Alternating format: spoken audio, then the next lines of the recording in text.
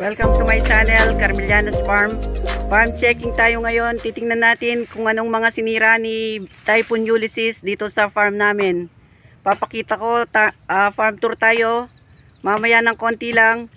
Ito si Toriel, yung caretaker ko dito sa farm.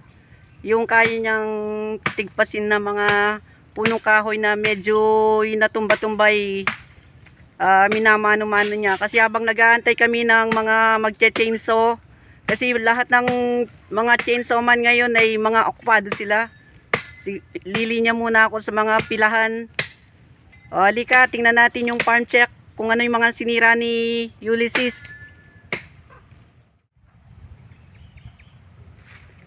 Ito yung sa side ng farm namin. Ito may mga nasirang mga okra, tapos pero yung mga mulberry ko bago nagbagyo kinalbulok ko na sila. Ito natumba yung boundary ng lupa namin, yung ginawa kong chicken wire na bakod. Tapos ito may mga nabuwal na puno, ubos yung bunga ng ibang ano namin, papaya. Ito, naglagpakan yung ibang mga kawayan.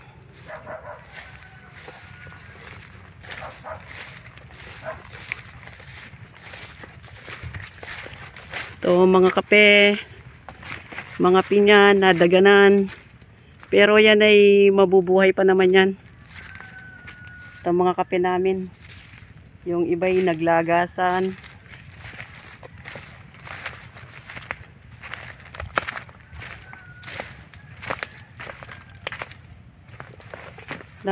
Natumba lang sila pero hindi sila naputol.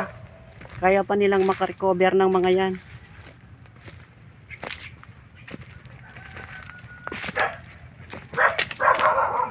Ito yung kubo namin dito na totaling nagiba. Sa bagay almost 5 years na to. Nangangailangan ng palitan. After siguro 1 month makaka-recover din kami. May marami pa naman akong natirang mga prutas, yung mga binili ko sa labas. Bali ang mga natumba ito yung mga old fruits namin. Yan yung na saging. Papatroso na lang yan at saka mga uulingin.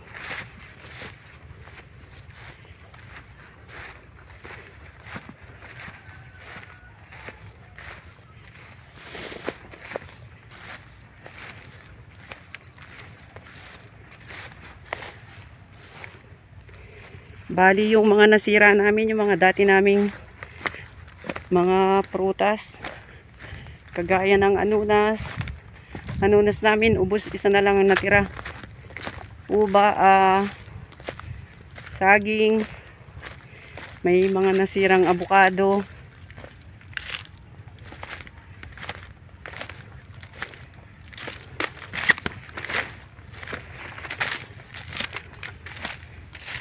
Tapos yung mga paper tree namin. Ito yung mga malalaki na yan, mga anunas. Yung custard fruit. Papaya. Pero yung ibang papaya nakatayo, andun pa rin yung mga bunga. Madaling palitan yun kasi may mga punla na ako. Mga kakao wala naman nasira. Natumba lang pero pinatayo pa namin. Makaka-recover pa yan. Ay mga nabuwal ng mga gemelina namin na troso. Ito yung sa baba, mga bagong tanim namin na pinya dati, mga siguro almost malapit ng 1 taon yan. Saging. Itong mga gemelina na yan ay magagamit namin. Pwede pantroso sa gagamitin sa kubo.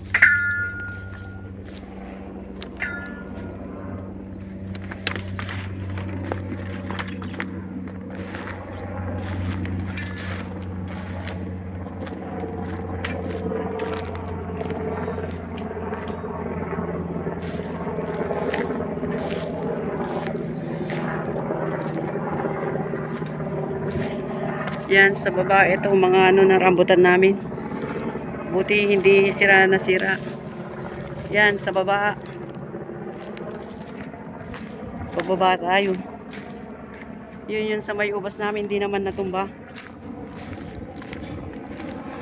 Basta lahat ng galing sa labas na binili ko, tinanim ko nakatayo pa rin sila. Walang nasira. Ito mga mulberry namin. Bago dumating yung si Rolly, kinalbo ko na. Yan mga kabuti na naman, nagsulputan na, marami na naman kaming kabuti. Ito yung mga mulberry na ibang variety. Hindi ko siya pinunron dahil paano siya, palapad lang yung paglaki niya, hindi masyadong taas. Sa awa ng Diyos, hindi naman sila nasira. Pati yung mga bagong tanim ko na berries, oh. Ayan. Mga buhay sila. Walang nasira. Yan, sa pinya doon sa taasan, wala. Natumba lang yung mga, yan. Yung mga magaganda naming anunas. Pero yun, papatroso ko na rin lahat ng mga natumba na yun, papatroso na. Ito yung mga bago naming mga mulberry na kinalbo ko, umusbong na. Ngayon naman naghitik sila sa bunga. Ayan, tag-alpasan yung mga bunga nila.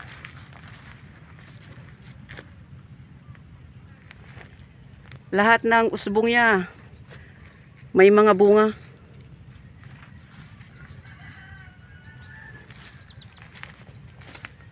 Pati mga kape din namin, hindi naman nagtumbahan. Yan, mga mulberry ko.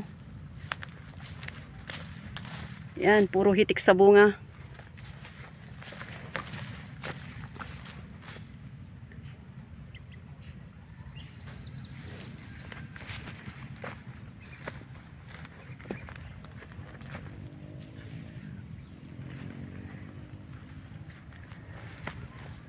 Swerte pa rin.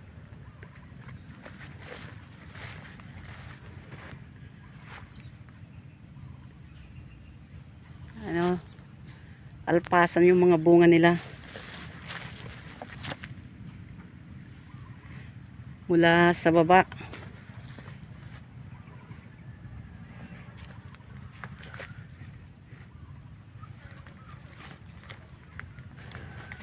Nagpapasalamat pa rin ako sa Diyos, hindi lahat na nakuha ni Ulysses.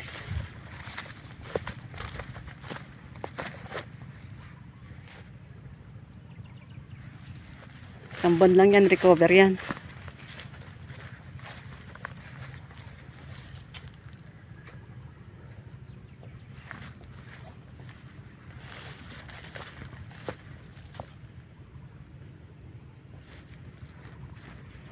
Yan, simula na silang mga nagbubunga.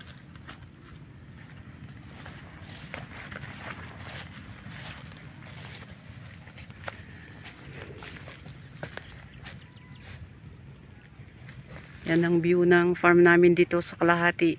1/3 pala. Yan, lahat ng tinatanim ko dito may kalakip na dasal yan. Kaya sa awa ng Diyos, hindi lahat bumigay. Marami pa rin ang natira. Kumbaga sa 100%, baka 5% lang ang nasira namin. Yan, ito yung palayin namin doon, mula doon. Buti hindi pa kami nakatanim. Magtatanim pa lang sa katapusan. Kasi inayos muna ng kasamak ko yung mga padis.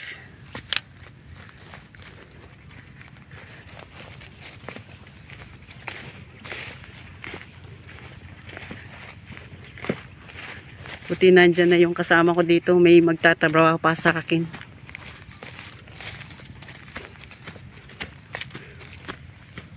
Ito, paakyat tayo sa taas uli. No, ang dami namin kabuti.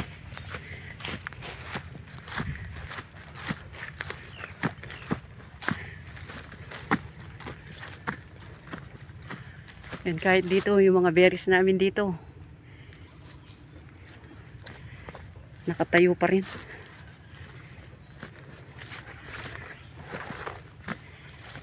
Ito yung sinasabi ko na mga custard fruit. Ayan o.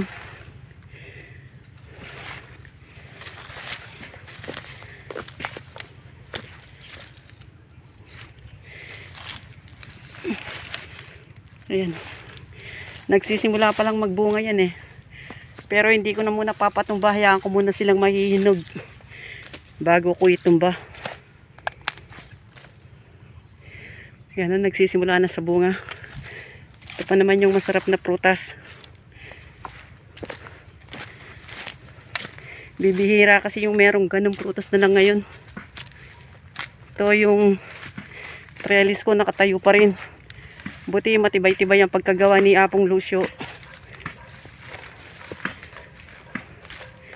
Yung sinorelya. Inuunti-unti na niya yung pagtabas-tabas sa mga natumba na maliliit na sanga bago ipapachinso namin.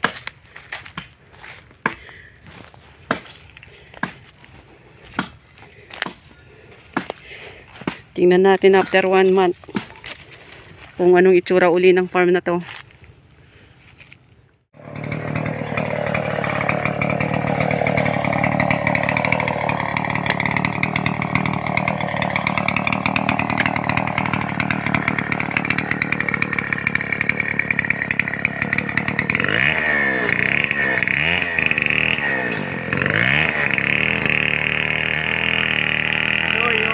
Paputol ko na kasi yung lugar, kailangan namin ng lugar dito para doon sa mga berries.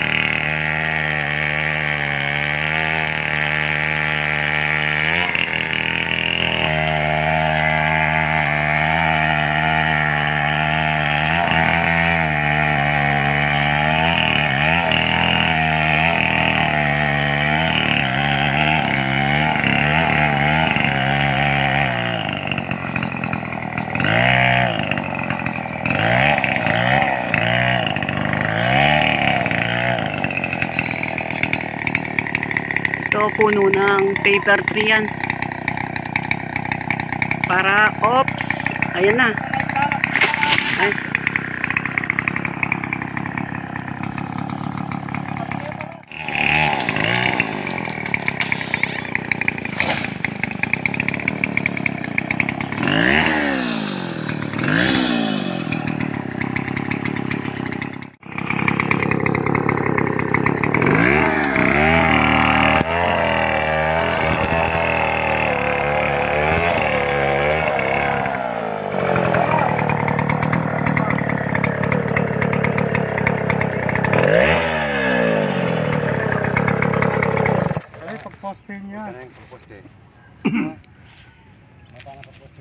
Takoy kitang babo, siguro kaya itong babo marag lang sa dun eh. Retang bus-bus migeta pangalatida.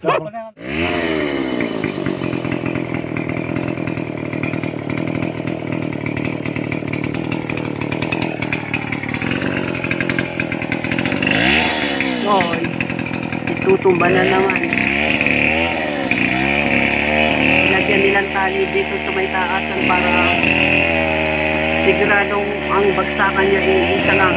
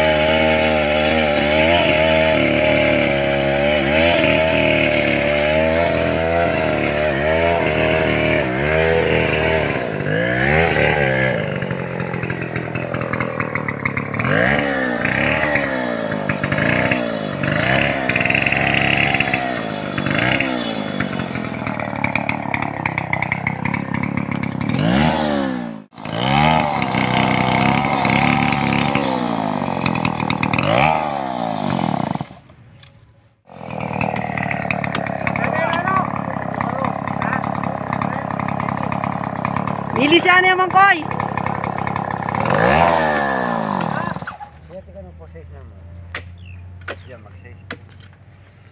Kana mo, deyo ngayon. Kaya discard kan kaya. Nungali ko, tugi yan eh. Oh. Makakay ka oh. Okay, niya Maka-live ka. Ali, vlog yan eh. Hala, posnet kaya kan. Tatat na pala. Yung ditak din. Aliwa mo rin tangkay.